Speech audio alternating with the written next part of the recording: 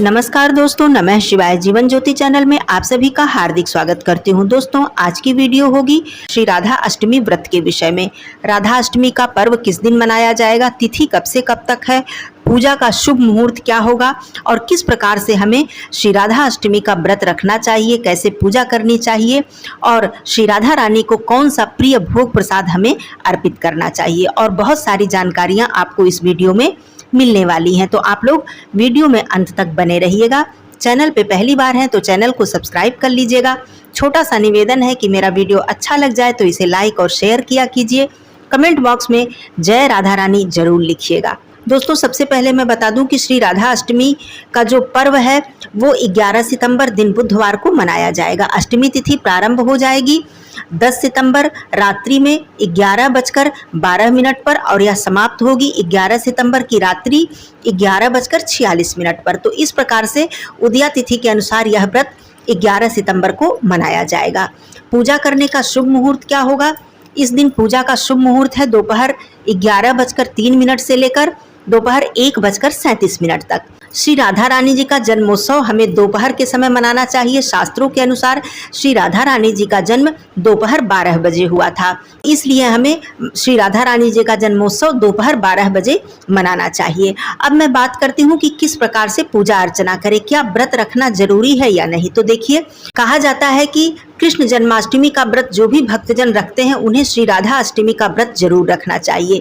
एक कृष्ण जन्माष्टमी का व्रत रखने से हमें 1000 एकादशी का व्रत रखने का फल प्राप्त होता है। उसी प्रकार केवल एक राधा अष्टमी का व्रत रखने से हमें 1000 कृष्ण जन्माष्टमी व्रत रखने का फल प्राप्त होता है। इतना अधिक महत्व श्री राधा अष्टमी का शास्त्रों में बताया गया है। तो आप लोग व्रत अवश्य रखें। यही एकमात्र ऐसा व्रत है जो हम सुबह से धारण करते हैं और दोपहर में इस व्रत का पारण कर लेते हैं। इस बार 2024 में व्रत का पारण का जो समय है वो दोपहर 1 बजे से लेकर 4 बजे तक के बीच में है। तो दोपहर में जब हम श्री राधा रानी का जन्मोत्सव मना लेते हैं, उनकी पूजा अर्चना कर लेते हैं, उसके बाद हम इस व्रत का पारण कर सकते हैं। लेकिन पारण करते समय हमें शुद्ध सात्विक आहार ही ग्रहण करना चाहिए। प्रमुख रूप से जो हम श्री राधा रानी के चरणों में भोग अर्पित करते हैं उसे ही ग्रहण करके हमें व्रत का पारण कर लेना चाहिए। यदि आप किसी कारणवश व्रत नहीं रख पाते हैं तो इस दिन आप शुद्ध सात्विक आहार ही ग्रहण करें। तो ये बात हो गई। अब मैं बात करती हूँ कि पूजन अर्चन हमें किस प्रकार से करना चाहिए। तो सबसे पहले मैं बता दूं कि जो भी भक्तजन श्री राधा रानी जी का विग्रह लाना चाहते हैं या मूर्ति लाना चाहते हैं, चित्र लाना चाहते हैं अपने घर में, वो इस दिन ला सकते हैं। सबसे अच्छा, सबसे उत्तम और सर्वश्रेष्ठ दिन है श्री राधा अष्टमी का दिन। तो आप इस दिन ला सकते हैं। यदि आपके घर में पहले से हैं तो बहुत अच्छी बात है। आप चौकी स्थापित करके पूजा अर्चना कर सकते हैं, या फिर आपके पास मान लीजिए श्री राधा रानी जी का विग्रह नहीं है तो आप सुपारी से प्रतीकात्मक श्री राधा रानी जी का विग्रह मानकर, मूर्ति मानकर आप सुपारी से भी उनका पूजन कर सकते हैं। अब आइए बात कर लेती हूँ कि पूजा आपको किस प्रकार से करनी चाहिए। देखिए दोस्तों, सुबह सवेरे उठकर स्नान आदि कर लें, स्वच्छ वस्त्र धारण कर लें, चौकी स्थापित करें एक अपने घर के स्वच्छ स्थान पर, खास करके ईशान कोण हो आपके घर का तो बहुत अच्छी बात है। नहीं तो आपके घर का मंदिर जहाँ पर है वहीं पर आप चौकी लगा लें। चौकी पर लाल गुलाबी वस्त्र आप बिछा सकते हैं, पीला वस्त्र भी बिछा सकते हैं और उस पर आप श्री राधा रानी जी का चित्र, फोटो, मूर्ति जो भी कुछ आपके पास है स्थापित करें। ध्यान रहे कि कभी भी श्री राधा रानी जी का अकेले आपको चित्र स्थापित नहीं करना है, साथ में भगवान श्री कृष्ण जी जरूर होने चाहिए, क्योंकि श्री कृष्ण जी राधा रानी के बिना अधूरे हैं और राधा रानी श्री कृष्ण जी के बिना अधूरी हैं। तो दोनों लोगों की पूजा कभी भी अकेले नहीं करनी चाहिए। तो इस तरह से आप श्री राधा रानी और श्री कृष्ण भगवान जी का विग्रह, चित्र जो भी कुछ है आप स्थापित करें। पहले उन्हें आसन दें, फूल, अक्षत इत्यादि से आसन लगाएं, उनको स्थापित करें, उन्हें वस्त्र ओढ़ाएं। उसके बाद आप कलश की स्थापना करें। कलश के नीचे सबसे पहले आसन दें, कलश में मौली बांधें, स्वास्तिक बनाएं। पहले गंगा जल डालें, फिर स्वच्छ जल डालें, उसमें हल्दी, सुपारी, दूर्वा, अक्षत, पुष्प, लौंग, इलायची इत्यादि डालकर पंचपल्लव लगाकर ऊपर से आप एक दीपक प्रज्वलित करके, घी का दीपक है तो आप जरूर जलाएं, नहीं तो तिल का तेल का दीपक भी आप जला सकते हैं। तो इस तरह से आप कलश की स्थापना करें। उसके बाद सर्वप्रथम भगवान गणेश जी की वंदना करते हुए अपनी पूजा की शुरुआत करें। स्वयं भी आचमन करके पवित्र हो जाएं। यहाँ पर मैं एक बात और भी बता दूं कि प्रश्न आता है कि क्या हम इस दिन राधा रानी जी को श्रृंगार अर्पित कर सकते हैं या नहीं। तो आप बिल्कुल अर्पित कर सकते हैं, क्योंकि कुछ धर्म शास्त्रों में यह बताया गया है कि श्री राधा रानी जी का विवाह श्री कृष्ण भगवान जी के साथ हुआ था और ब्रह्मा जी ने स्वयं इनका विवाह कराया था। तो इसलिए आप इस दिन श्री राधा रानी जी को श्रृंगार, सिंदूर इत्यादि अर्पित कर सकते हैं, कोई दिक्कत नहीं है। पुष्पों से, चंदन से आप भगवान श्री कृष्ण जी और श्री राधा रानी जी की पूजा अर्चना करें।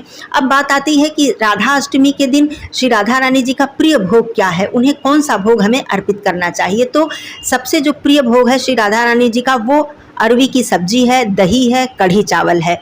ये बहुत ही प्रिय है श्री राधा रानी जी को और इस दिन खास करके राधा अष्टमी के पर्व पर तो हमें यह भोग प्रसाद उन्हें अर्पित करना ही चाहिए। इसके अलावा आप अरवी की पकौड़ी भी बना सकते हैं, अरवी का हलवा भी बना सकते हैं, मूंग दाल का हलवा बना सकते हैं, मीठा पान अर्पित कर सकते हैं।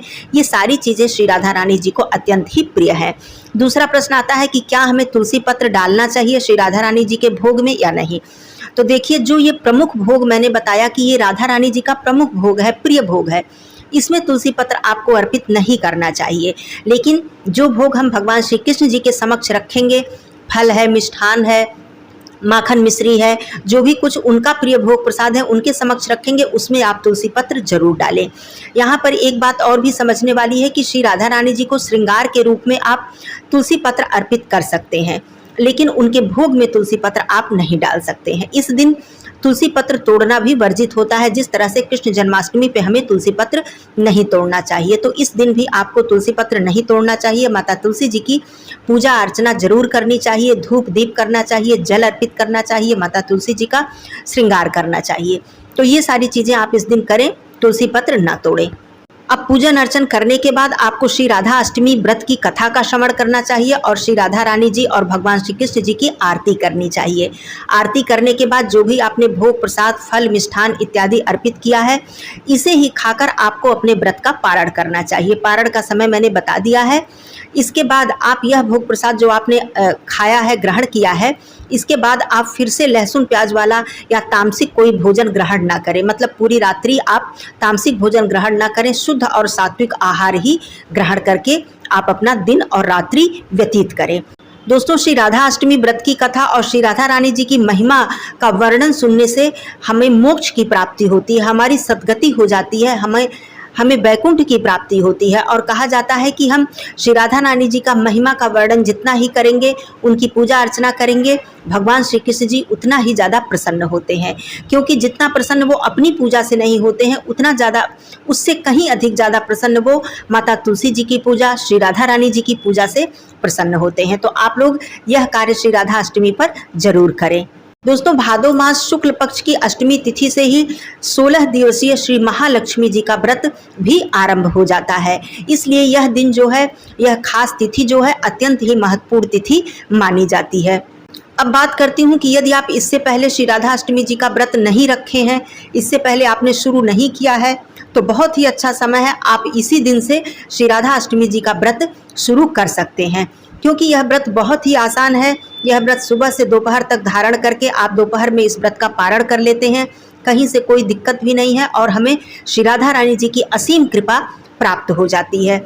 इस तरह से हमें श्री राधा अष्टमी का पर्व मनाना चाहिए। व्रत उपवास करके पूजन अर्चन, आरती, गीत संगीत, उनके भजन कीर्तन आदि से उनको रिझाना चाहिए, उनको प्रसन्न करना चाहिए। यदि आप मूर्ति अर्थात धातु की मूर्ति श्री राधा रानी जी का ला रहे हैं, उनका विग्रह ला रहे हैं, तो आप इस दिन पंचामृत से श्री राधा रानी जी को और भगवान श्री कृष्ण जी को स्नान जरूर कराइए। फिर उनका श्रृंगार कीजिए, उन्हें आभूषण पहनाइए, उन्हें वस्त्र इत्यादि अर्पित कीजिए, श्रृंगार कीजिए। उसके बाद पूजन अर्चन करके उनकी विधि विधान से आरती उतारिए। बहुत ही प्रेम पूर्वक, बहुत ही आदर से उनकी आरती उतारिए और पूरे परिवार मिलकर श्री राधा रानी जी की आरती कीजिए। और अंत में भोग प्रसाद पूरे परिवार में वितरित कीजिए, ग्रहण कीजिए और श्री राधा रानी जी, भगवान श्री कृष्ण जी का आशीर्वाद प्राप्त करिए। आप सभी भाई बहनों को श्री राधा अष्टमी की हार्दिक शुभकामनाएं। श्री राधा रानी जी की कृपा आप सभी पर सदा सर्वदा बनी रहे। और कोई प्रश्न हो तो जरूर पूछिएगा। फिर मिलती हूँ अगले वीडियो में, तब तक के लिए धन्यवाद। नमः शिवाय। हर हर महादेव।